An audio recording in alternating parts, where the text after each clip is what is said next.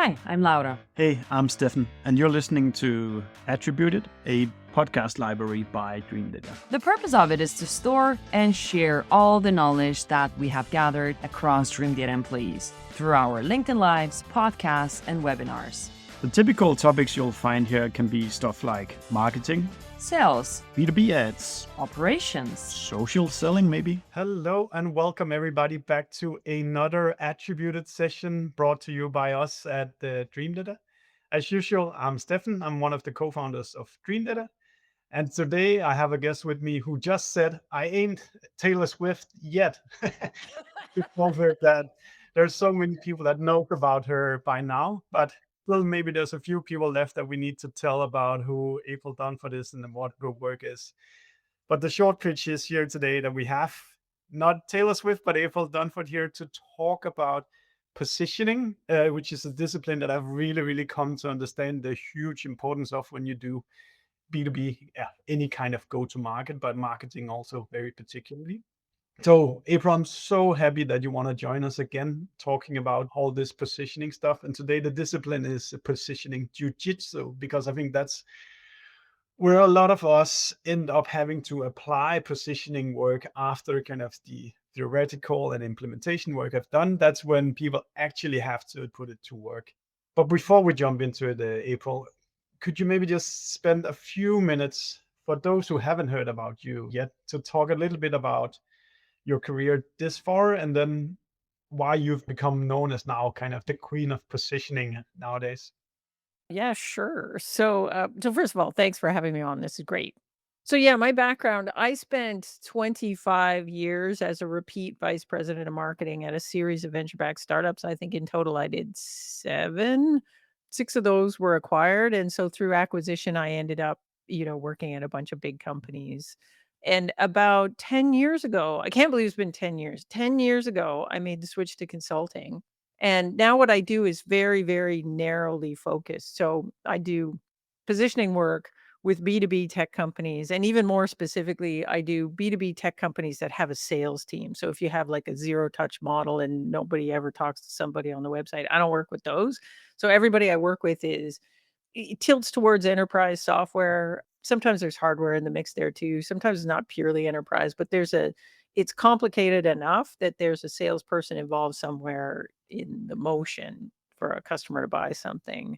And so my clients range in size from little wee startups with a few million revenue to these days I seem to be doing more bigger companies. So really, really big companies that have a thorny positioning problem. And some of those are like hundreds of millions of revenue. Some of those are billions of revenue, like a Google or an IBM kind of thing. Oh, wow. That's quite large companies.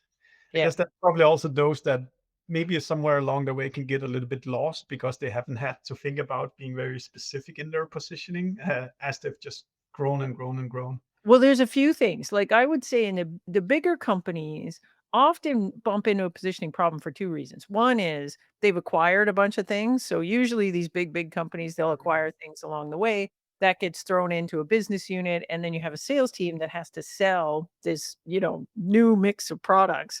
And they're a bit like, well, when would I sell this one versus this one? And why do these things even make sense together? So we're looking at positioning the new stuff in the context of the old stuff and how does it all fit together?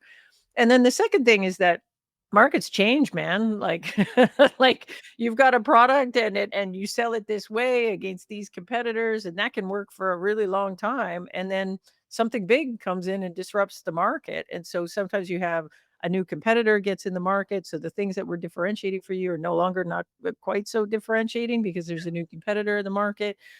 Sometimes what you've got is there's big upheaval because we were talking earlier about AI. Like throwing AI in the mix of this is really upending a lot of markets right now, where there's companies that could never do certain things are now unlocking certain capabilities because you're using AI in the product to do that. It's closing the gap between them and their competitors. And so everybody's been forced to compete a little harder. And there's a lot of repositioning going on right now in these bigger companies where the markets are all of a sudden kind of crowded. Super interesting. What if we just maybe as a segue to continuously just explain positioning a little bit? What is it then what you bucketed as smaller companies, the ones with just a few millions in revenue? Why are they coming to you to seek positioning help? Well, usually, like in the smaller companies, the positioning's a bit more of an existential thing. Like, we gotta get it right or we don't get to survive. And most of the time, what you've got in smaller companies is there's just this tremendous competition, like just lots and lots of companies that look like they do exactly the same thing as you. And Yeah. so the way you're gonna have to stand out and win business is to get really tight on your positioning so that you make it absolutely crystal clear, why should you pick us versus the 9,000 other things you could do? Because there are 9,000 other things that a customer could do. So getting that really solid foundation on your positioning is the only way that you're gonna get really effective marketing and really effective sales stuff going on for any company, but it's particularly crucial when you're, you know, I would say not even just a couple million revenue. Like I'm working with companies this quarter that are 100 million revenue, 200 million revenue, and they've got a dozen competitors, and it is not entirely clear why someone should pick them versus the other things in the market. So, we have to get really, really tight on this if we expect to be able to be effective in what we're doing in marketing and sales across the board. So there's hopes for all of us, even though we don't know exactly why you should Hope buy for it. all of us, man. That's funny. That's funny. I can also add, as somebody who's been like reading obviously awesome and then trying to follow a bit of what it preaches afterwards, is that it's not only sales and marketing that gains momentum and efficiency from it. It's really been, for us, it's been like a company alignment tool that Yeah, everybody, okay, this is the direction we are running. These are who we sell to. These are not who we sell to. So right. let's build product for them. Let's make the CS team focus more on the real ICPs out there. Yeah. I think it's super important. Like in the work I do, and the way I think about positioning is I really see this as a team effort. Like we can't, the whole point of great positioning is we want to be able to get agreement and alignment across the major functions inside the team. So, we need product, marketing, sales, customer success, the CEO founders, everybody needs to be singing the same song. Otherwise, we're never going to be able to communicate this effectively out in the market. We're never going to be able to deliver the product and the experience that backs that up. So in my opinion, it's really important to have everybody all in agreement on this stuff. Yeah, 100% agree. If we change chapters from the introduction of positioning and then move into this very let's call it a sexy B2B marketing word, positioning jujitsu. What made you submit? What made you write that? You released it through Substack, if I'm not mistaken. This article about a positioning jujitsu and how to turn your competitors' strengths into their own weaknesses. Was there Yeah. any particular experiences you came across that now was the time to summarize this? Yeah, well, this is a concept that certain of my clients we get into this conversation because they'll say, "Well, the competitor has this thing and there's just no way to compete against it because obviously customers want this and we can't do that." And say, "Oh, well, actually, everything that looks like a strength, there's a flip side of it. I could look at it and say that it's a weakness." And so the first time I really thought about this is early in my career. I worked for this company and we thought we competed against IBM. It turned out we did not. Yeah. But we had this idea that we did. And when we got in and we were pitching the thing that we did, we always talked about simplicity, ease of use, how easy it was to get somebody trained on our tool, time to value, all that kind of stuff. Like the thing was just so elegant, so clean. And we would go in and talk about that. And we would make fun of IBM because they had a thing. And in particular, we had a specific feature we used to make fun of, and it was a drop down menu. And we click on this drop down menu, and there were so many options you had to scroll. And so you click on this thing and go, look at this bull crap right here. This is terrible. Like, can you imagine you got a user has got to figure out what these 29 things do? And so we would pop this drop down list and scroll. We had a little GIF, right? And we'd say, isn't that terrible? You don't want that. You want this, right? And ours is like, you got to do a thing, clickety, click, click, click. We get it done. And then, so we used to always talk about this. We're like, obviously people want this. Obviously nobody wants this, scroll thing. Well, then I end up going to work at IBM and I'm literally in a customer meeting with a customer and the sales rep clicks on that same drop down menu, and he's sitting across from a CIO at a great big bank, and he says, "Look at this." And I'm like, "What's the customer gonna say?" And the customer says, "That's amazing. So all of that is built into the product?" He says, "Yeah, look at that. Any use case, any option, anything you want. Look at the flexibility on this thing."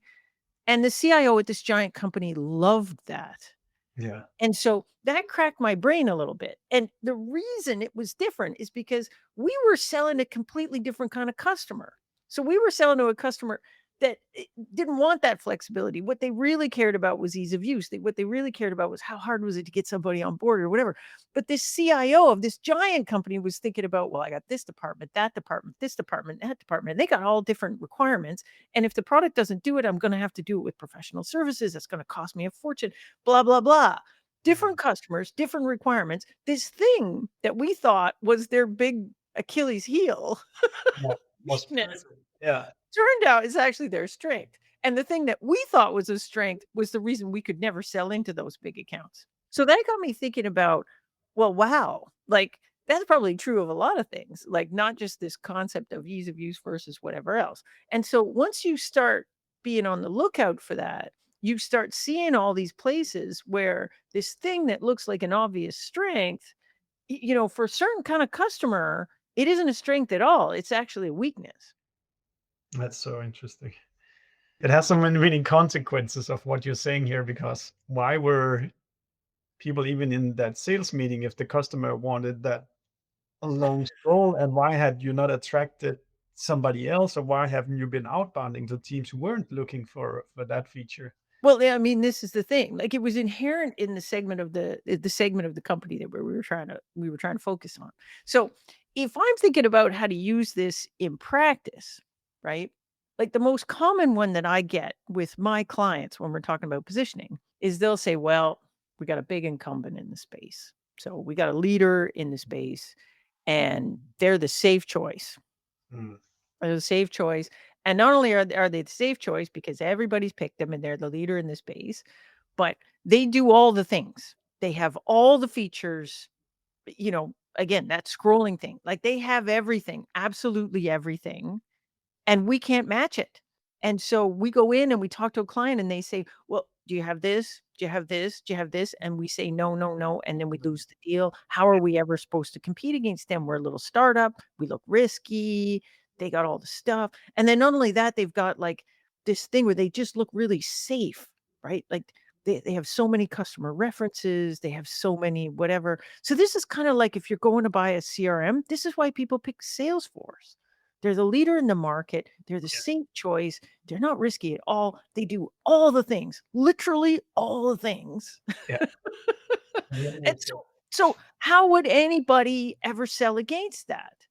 And yet there are tons of companies that sell against that. And they sell against it by turning that strength into weakness.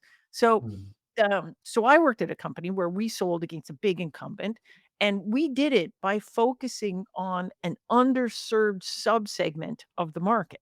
So one of the big weaknesses that comes with being the market leader is you're trying to be everything to everyone.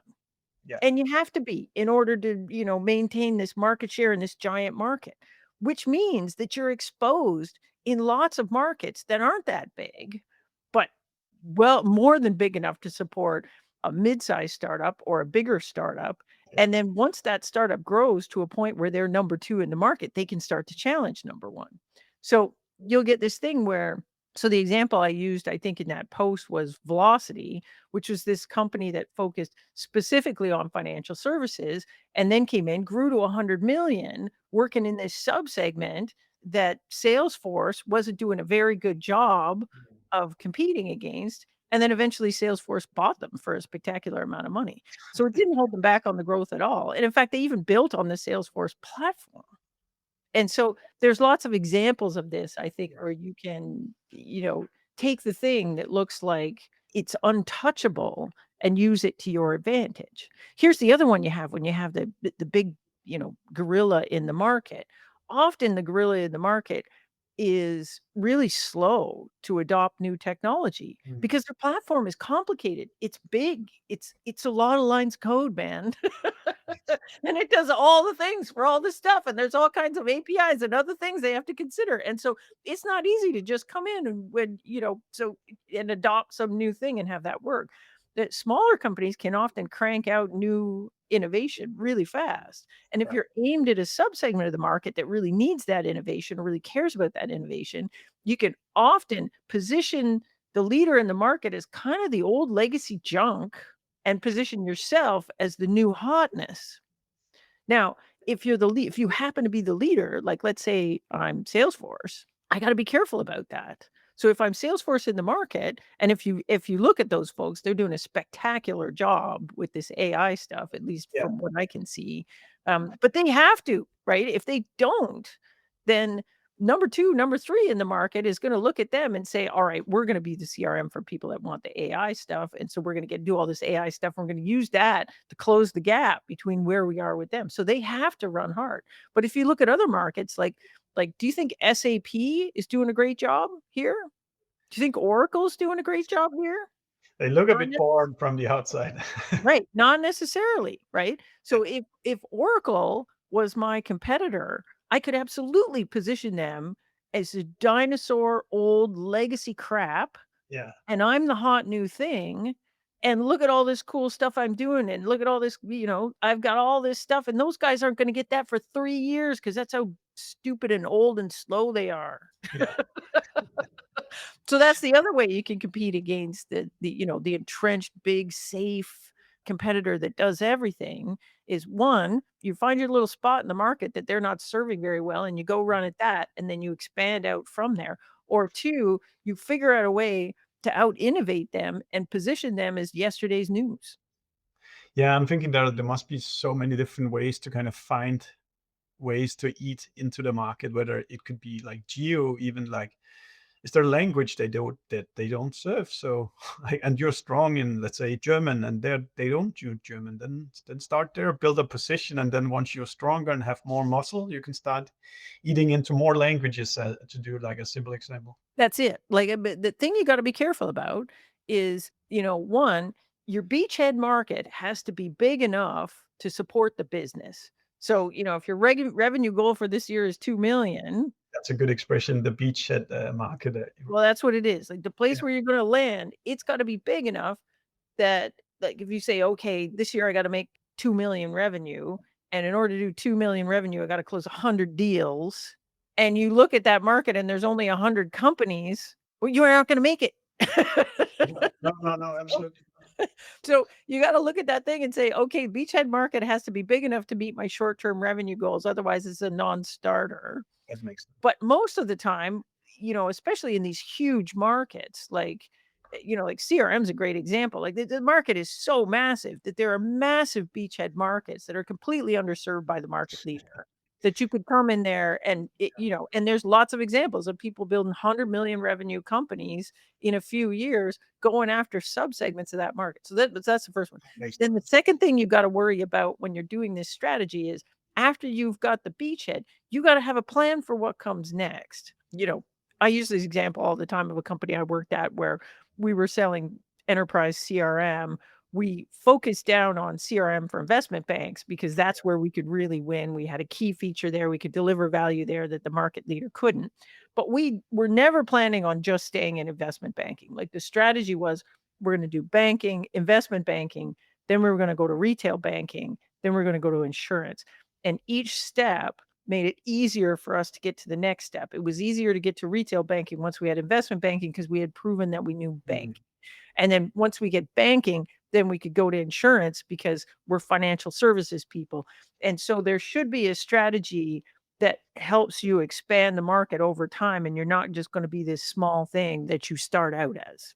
Maybe just to take a little sidetrack here, then I'm thinking about the kind of how much is it possible to kind of rewind, or like, let's say you made a wrong positioning step because you became too broad or you went for too much. How do you backtrack from taking kind of a too broad a step or too long a step from where you are today? Well, I've worked at a couple of companies where we had to do an adjustment, Yeah. and the one I just mentioned, we started out being way too broadly Yeah. focused. Like, we were so broadly focused we couldn't grow.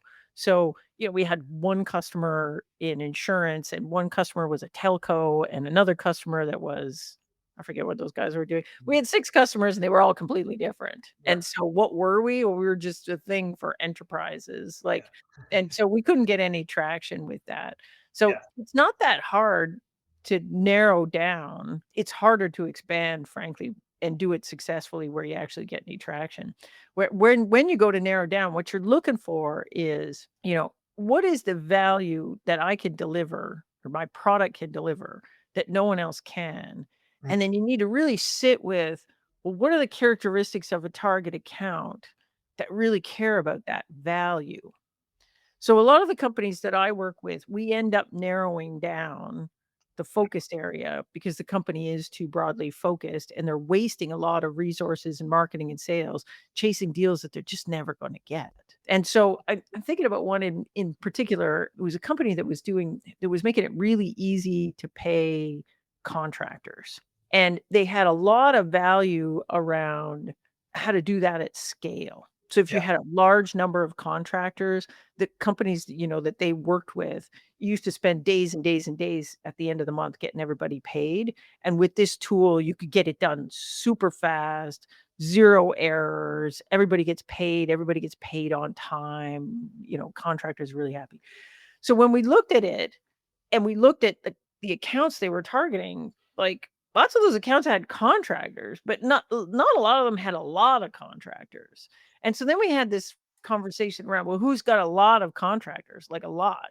Yeah. And so there were things like, I remember one of the targets we focused in on was engineering consultants, where they had a lot of contractors. They're quite highly paid and had a lot of optionality. So if they didn't work for them, they could boost out and work for someone else. And getting them paid on time was really, really important. And so one of the areas they decided to focus on was that. And then they just went and sold the heck out of that for a year and made all kinds of money and had the revenue going like this. And then they started picking off the next ones after that.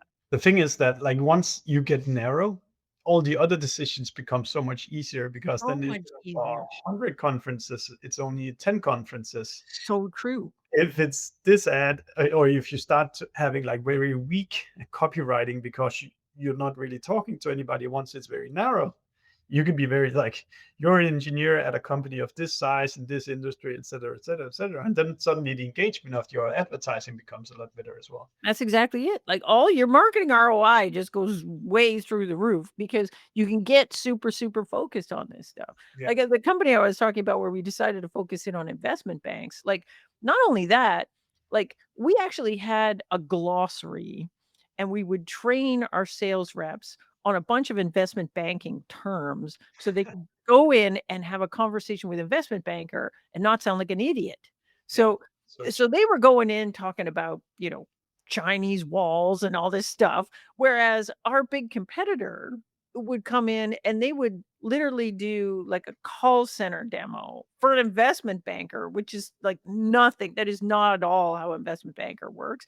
And so they looked like they just didn't get that market at all. that's Whereas such we a could good. get really narrow and come in, do a demo that was highly targeted right at the work stream of that particular individual. We used all their terminology. All our demo data looked like investment banking data. Like, we just came in there looking way smarter Yeah. than the other folks. And then same thing with our marketing. Like, we narrowed down to like a target list of customers that was 2,000 accounts. Yeah. And we were like, that's all we have to focus on are these 2,000 accounts. Yeah. Like, everything's just so much easier. That's funny. That's probably a good piece of writing for you to do at some point, just the vocabulary training per industry to make sure that the positioning resonates. I think we've had examples of where we've been dealing with people who regarded themselves as in the banking industry, and then our AEs would have used the term fintech, and then those in the banking industry would be very offended because they are not a fintech, they're in banking. And if you get these small nuances wrong, then people just call your bluff and say you don't know about our industry They don't because know you about our haven't stuff. understood it. Like, and you got to be careful with this because sometimes it really, really matters, and sometimes it doesn't matter all that much. So you got to sort of decide, like, how much does this matter? Now, in the case of investment banking for something, a concept like Chinese wall is super important because it's talking about security and compliance about where information gets shared. Yeah. And that's where and so if you didn't know, if somebody mentioned a Chinese wall and you didn't know what that was very scary for an investment banker because they're like, if this thing doesn't, comply with this separation between the research group and the investment banking group, then we're all going to go to jail. Yeah. So it's okay sometimes if you don't get the terminology quite right on some of the minor stuff, but there's some of the big stuff that you at least need to understand that concept because you're not getting a deal doing CRM with an investment bank if you don't understand that there's this division of Yeah. information and it can't cross this wall thing. Makes a lot of sense.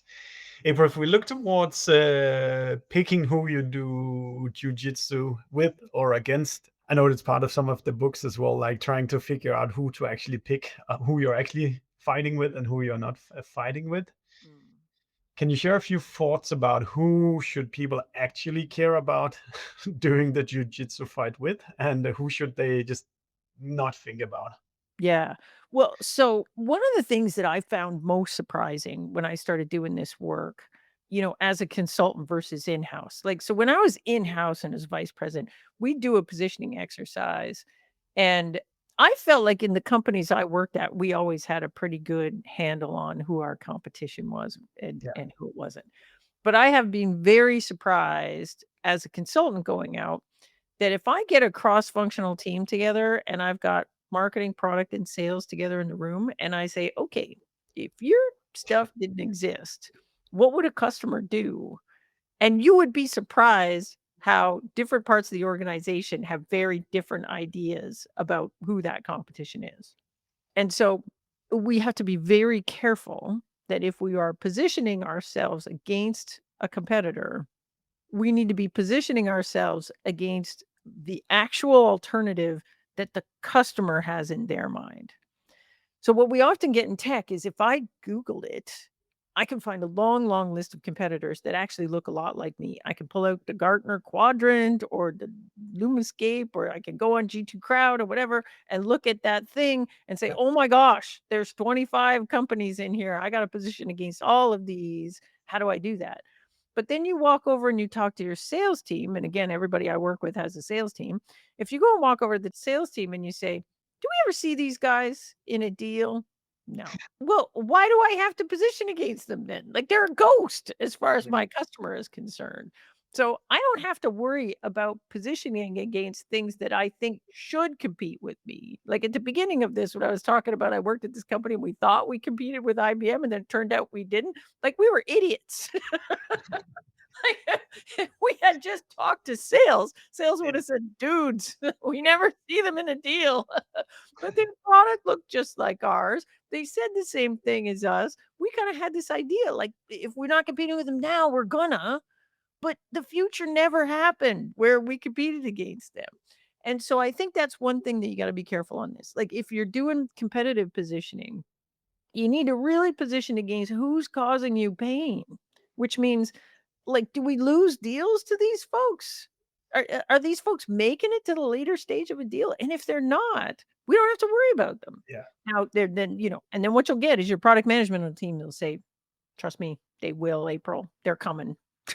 They're coming for us. I've been reading their stuff and, following them around and fully smoking their marketing. And they're going to get us like next year. And the answer to that is, okay, man, if they do come to get us next year, then we're going to adjust the positioning to account for that next year. And But then the for a question, lot of these folks, they never show up. They look like they should, but they never do.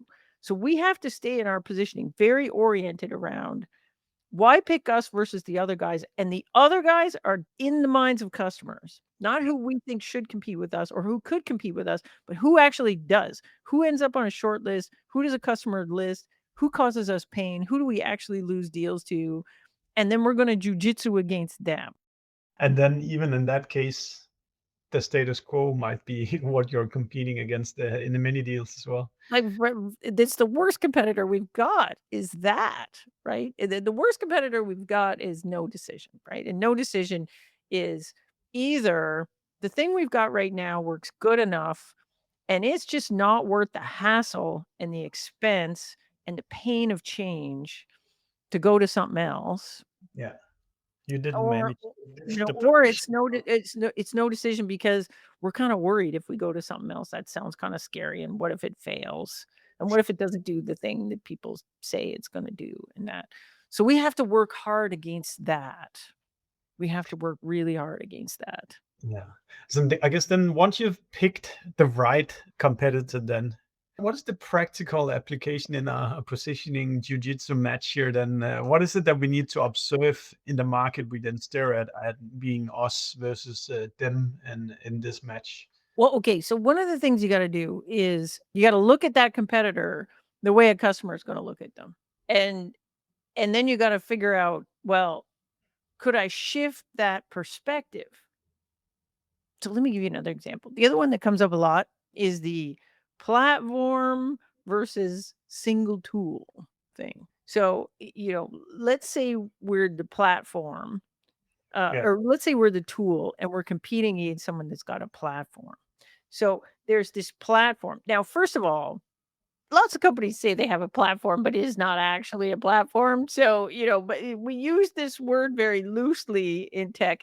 In tech, we think it means something, but for customers, so when we say platform in tech, usually what we mean is there's a bunch of modules or individual products, and they all play nicely together, and there's integration between them, and ideally, there's shared metadata between them. So, like, if I log in over here, it automatically logs me in here. Or if I do something in this module knows about it, So there's like some kind of metadata later, some kind of something, And so there's value in having these things all together. We Now, definitely got that platform word wrong in the beginning. I have to admit. well, so it actually doesn't matter because when you say platform to a customer, they don't always think that. Like sometimes what they think is, "Oh, I'm buying these 3 products and it all comes from the same vendor." And that's nice. And I expect them to kind of play nice together, but shared metadata, I don't even know what that is. Maybe you have that, maybe you don't. And so that's the first thing. So I've got several examples of companies that I work with and they said, "Well, we're selling this tool, but we're against these guys and they sell a platform. And so it does all these things. And we just do the one thing. How are we going to beat them?" And the answer is, well, let's look at the platform. First of all, often the platform is not actually a platform.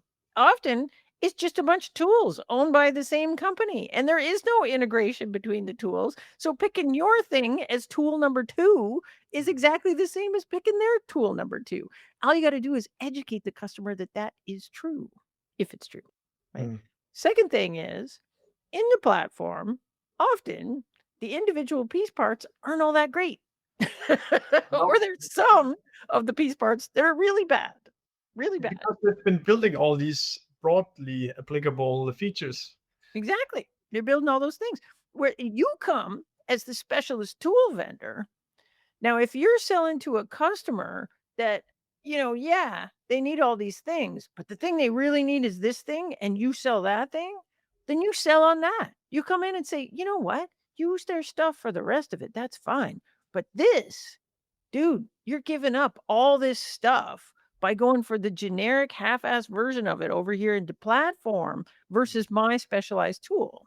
And so the platform has the advantage of one vendor, right? One piece of paper to sign. If something goes wrong, you call one company, one throat to choke is how we Yeah. talk about this at IBM. So one company and all that sort of stuff. If you're the tools vendor, you got to sell on the value that you're going to get working with a specialist vendor, a specialist tool. Like he can do a whole bunch of things that this thing can't. The other thing you've got is that same thing you had with the, market leader versus the specialist. Like Yeah. you've got this focus that the other guys don't.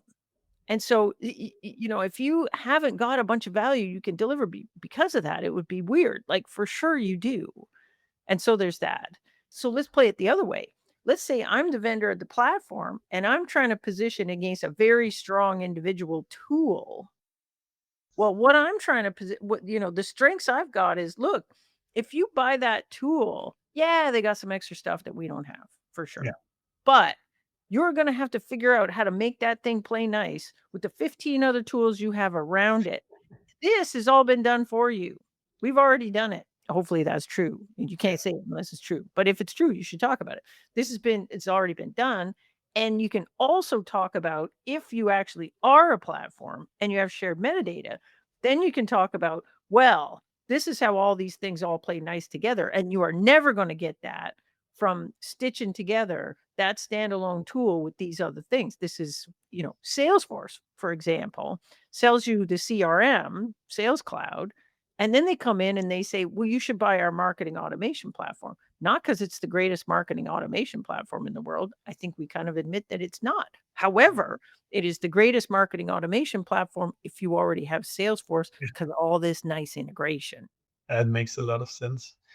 Are there any like kind of general tips for how to pick the contrasting things, kind of your strength versus their weakness, or your weakness versus their strengths? Yeah. So first of all, you got to know what you're good at. So, for Yeah. example, if you're the individual tool vendor and you're good at a very specific set of things where none of the other folks can touch you, particularly the platform vendor you're trying to position against, what you really want to think about is what's the value that a customer gets out of that? And importantly, who cares the most about that value? Can you target accounts where that value really, really, really makes a difference?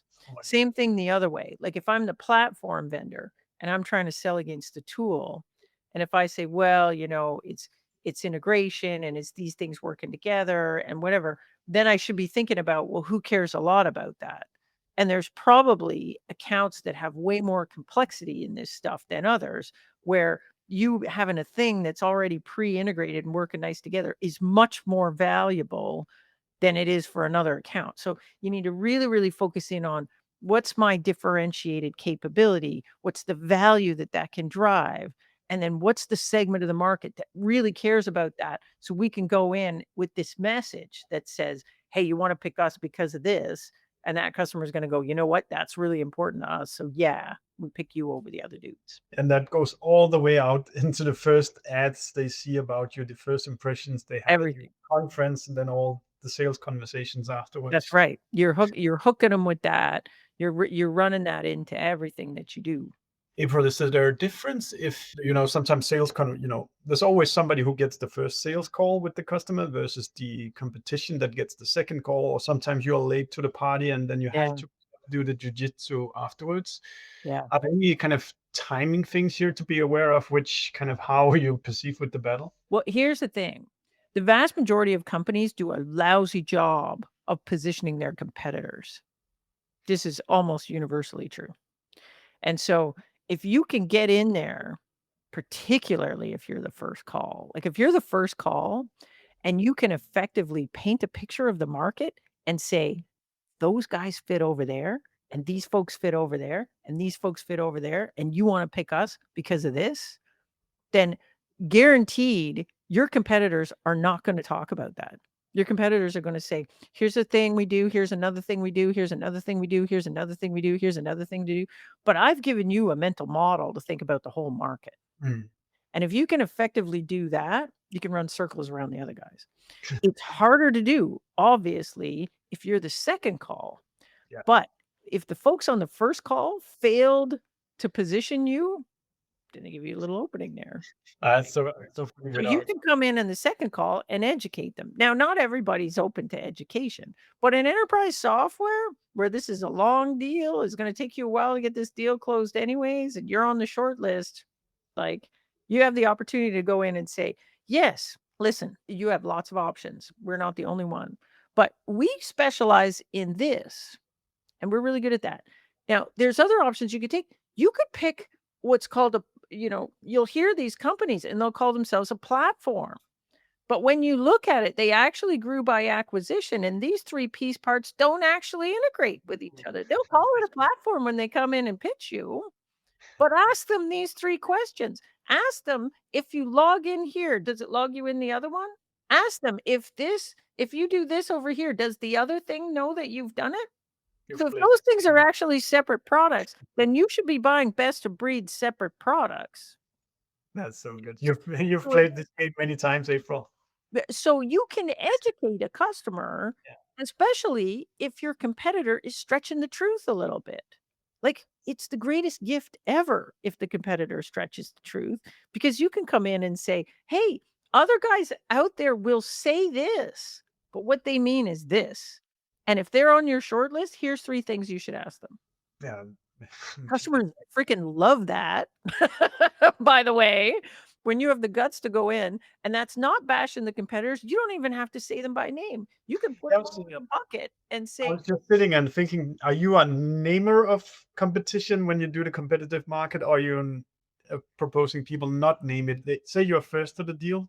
Should you lay out the brands or should you not lay out the specific brands? in general, I don't think you need to, right? Because in general, I think your posture should be, we are not competing with individual companies. We are competing with approaches to the problem. And you will say, some vendors approach it this way, and other vendors approach it this way. We approach it this way. And here's the pros and cons of each approach. And then if a customer mentions somebody and says, oh, well, we're talking to so-and-so, we say, yeah, they go in that bucket. But what I don't want to do is list vendors that I'm not sure the company has looked at. So if the customer hasn't necessarily looked at them, now you've introduced this, hey, you didn't do your homework. And often you'll delay a deal because the customer will be like, ooh, hang on, now I got to go back into research mode because you said something and I never heard of those guys before, and now I feel stupid.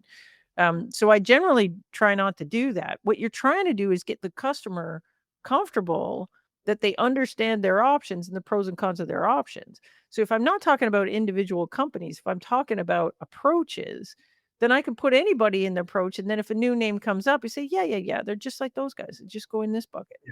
Don't worry. You got it, right? You've done enough research. You know how this works. Yeah, and you still, as an AE, you still demonstrate you understand the market and what are the needs and features. That's right. Like, and a good AE will ask the question, are you looking at anybody else? And who are you looking at? And most of the time the customer will give it up because they want to know what your opinion of those guys are. Absolutely. Right? And so it's not bashing. Like, you're doing it wrong if you come in and you say, these guys suck and they're terrible at everything, right? That's not what this is. You come in and you say, they're good for this, but not for this. So if you care about these 3 things, you should pick us. But if you don't care about those 3 things, you should pick mine too. I mean, they're in the market, they're doing well. You'd be dumb to trash them.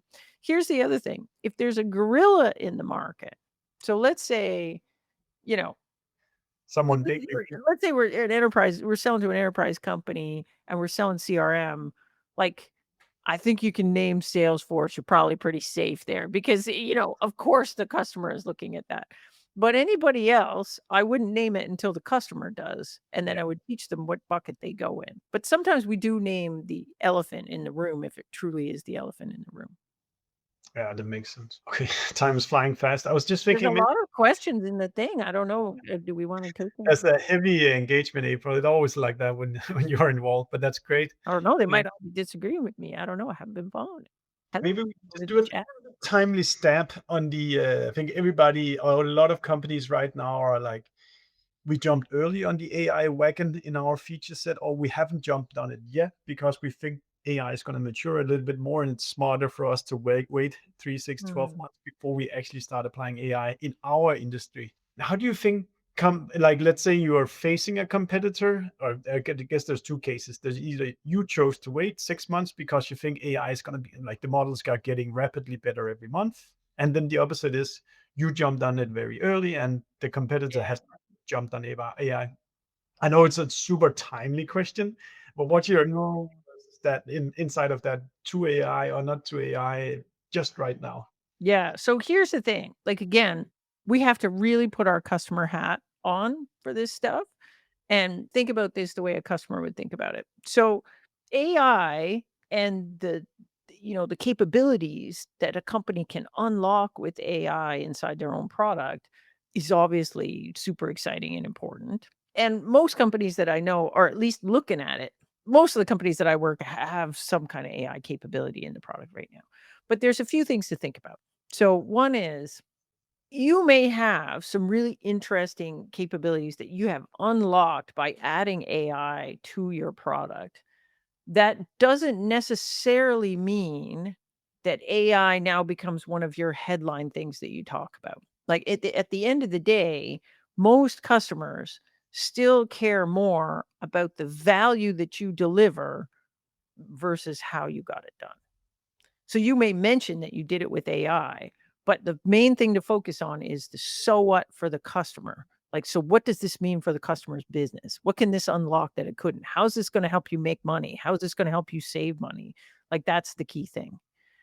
And so now the exception to this, which is really important, is at this particular junction, everyone is so excited about AI, including a lot of big businesses that you might be selling to, so excited that you may have the situation where the company comes and says, "Look, we got an AI initiative going here, and I ain't buying anything that doesn't fit into my AI initiative. So you better come in here and tell me about the AI, man." And so if you're hearing that from your customers, then you're going to be all AI first. You're going to talk about the AI stuff. You're going to whatever. And you're going to be, oh, yes, we fit in that bucket. No problem. Because your customer is telling you that's a requirement. But I think in the companies I've worked with, and we've had lots of conversations about this, in the majority, we're not seeing that with customers. You have to check in with your customers and Yeah, see if that's true. absolutely. But in the majority, we're not seeing that with customers. Customers are still buying, they want to understand how it works. And a lot of them are really interested in AI. So they're interested in here's the value. And they'll say, well, how do you do that? And you'll say, oh, we do this with AI and here's how it works. Sometimes they're interested in the how you do it because they're worried that there's maybe something risky in the way the AI stuff works because you're selling to a bigger account. Not all these bigger accounts are allowed to use some of this Gen AI stuff because of Yeah, privacy. it could be counterproductive as well if you Privacy. That's right. So you have to be prepared to talk about it. But again, it's not the lead. The lead is, you know, we can do this and that delivers this value. And then we talk about how we do it. And then how we do it, we can talk about the AI stuff in there. The only exception is that sometimes you will get a customer, and this happened when, we've seen this in other big changes in tech. But sometimes you'll get a customer that says, "Look, we have an initiative. It's AI. I have to prove to my boss that everything I'm doing has a whole bunch of AI and fits into our AI strategy." And then you say, "Great. Here's how we do it." And then you'll do that. But for the majority of cases that I've seen, the customer still cares about what's in it for me, and they're intellectually curious about what people are doing with AI. But at the end of the day, they still got to make the justification to their boss, why buy this thing? And that's how we're going to make some more money. How are we going to save some money? And there's that's it. scope for rationality out there still. Yeah. Like one thing I would be very careful of. I've just seen too many websites that just kind of from one day to another plotted in AI 10 times on their front page. Yes. And here's the thing, like a lot of that is going to fail. Yeah. And so you don't necessarily want to follow your competitor over the cliff on that one. Very Because true. what I'm seeing now is a lot of companies will say, "Well, I don't know, man. Our main competitor just changed their whole website to say, they used to be, whatever for mid-sized manufacturers, and now they're AI for mid-sized manufacturers." It's like, but they ain't. They're still in the accounting business. Yeah. People are still buying them to So do accounting functionality. So, yeah. so you can talk about innovation, and I think that's legitimate, particularly if you're competing against a legacy player, for example. You might want to talk about how we're being more innovative, and one of your proof points on that innovation might be the cool stuff you're doing with AI, for example. But at the end of the day, the customer's like, I'm going to give you this money. What am I getting in return? And that's business value. And Absolutely. so you got to be able to talk to that. Yeah. Sweet.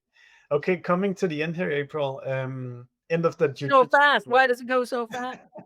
It's so great. Let's say the jujitsu match is over, or let's use that image. When do you know kind of that you kind of have settled for a good positioning way to fight versus a bad way to fight? Or when do you kind of do the score of having done the positioning exercise, tried it out, and what are the Yeah. signs that put you in the good bucket? This is working, or the wrong Yeah. bucket. Sorry, this is not working. Like it's tricky, right? Because positioning impacts you all the way across the entire pipeline, right? Like it impacts you in the early stages in terms of whether or not your content is resonating with people, the right kind of customers, and getting them, introduced to you and knowing about you. And so then it also impacts what lead generation works or doesn't. It impacts what's happening in sales. It impacts whether or not you close deals or whether you close the right deals. If you're closing the wrong deals, and that impacts churn. So like it's all the way across. And so how do you know when it's working or not working? Because there's lots of other things that can be busted Yeah. in this that can, make the pipeline look terrible. And it's not always just positioning. But so in the work that I do with companies, everybody that I'm working with is in market. They have a product, they're selling it now, and they have a sales team. So we'll work on the positioning with a cross-functional team of the smartest minds inside the company, and we'll work on getting a really tight answer for why pick us versus the other guys. And then we'll look at putting that into a sales pitch, and then we're going to test it in sales conversations. So the reason I like testing it in sales conversations is a bunch of things. Like one is we get a lot of signal in a sales conversation that we don't necessarily get if I'm just A/B testing some language on a landing page, right? If I'm sitting across from a customer, first thing is I can control for who I'm talking to. Maybe testing a landing page and I'm driving the wrong traffic to that landing page and it fails or doesn't fail. Who cares? Like I haven't learned anything. By maybe testing a landing page, I'm not just testing positioning, I'm testing writing and the layout of the landing page and where the freaking buttons are and all the rest of that stuff. Whereas if I'm having a conversation with a qualified prospect, I know exactly who they are. I know that they fit my ICP. I know that they should love my stuff. So I'm controlling for a lot of things. And then I can take this positioning, put it in a sales pitch. And the great thing about that is it's not the same as like copy, right? I got half an hour, maybe an hour with a client. So if I explain it this way and it doesn't quite land, I can give them an example and I can run it around and I can see, is the customer, are they getting it or are they not? Mm. And then I can also look at, well, what sort of questions do they ask? Do they say, "Oh, yeah, I get what you are, but you're just like Salesforce and you're not? You're not even in that market?" Well, that's a miss. Yeah. You know, or if Yeah. they come in and they're getting really excited about stuff, then you can tell that something's working. Like, you can tell by the questions they're asking, right? And you can tell by the objections that come up in that conversation. So you get so much more signal out of doing a live conversation with a qualified prospect than you ever could trying to do this hands off in a, landing page thing or whatever. So I usually recommend as a first test, we do the positioning, we translate it into a sales pitch, and then let's just run it by a bunch of qualified prospects and see how it lands. And if it starts landing good and we think, okay, this is good, really the comparison is if I've got a really experienced sales rep doing these pitches, I can ask the sales rep, is this better than the old pitch? And your rep will know. And so that's the pass fail. It's easy. And Yeah, there's that really depends on it. yeah, like if the rep says, "Yeah, no, this is way better than the old pitch." Okay, now we're past. Now we can take that, turn it into messaging, and now we've got the work to do to what should the messaging be, in campaigns and the homepage and emails, all that kind of stuff, and we can go build a messaging document. But so that's how I like to do it. It's like you test it on real customers and see whether it lands. Because if it doesn't land there, like let's kill this now and not go and blow our brains out doing messaging and everything else on positioning that doesn't necessarily work. There's two books you can buy if you need to get started here. You can either do the obviously awesome for the positioning and all the strategy, or if you got the strategy, you buy the sales pitch book. Both of them that you wrote, April. Yeah. Yeah. Well, this is why, I after I wrote the first book, I said I wasn't writing any more books. But then I had so many conversations with companies about how to translate positioning into a sales pitch in an effective way. And it was clear to me that there wasn't kind of a standard way of building a sales pitch. So I thought, well, I got one of those. I could teach people that. So I wrote the second book for that. So if you're struggling with how do we take the positioning and translate it into a sales pitch that actually does a good job of painting this picture of the competitive landscape and saying, there's different approaches to the problem and we do this and they do that, then that's the second book. Fantastic. April, we're out of time. If people can't get enough of you, what path do you want to send They them on? can't get enough of you.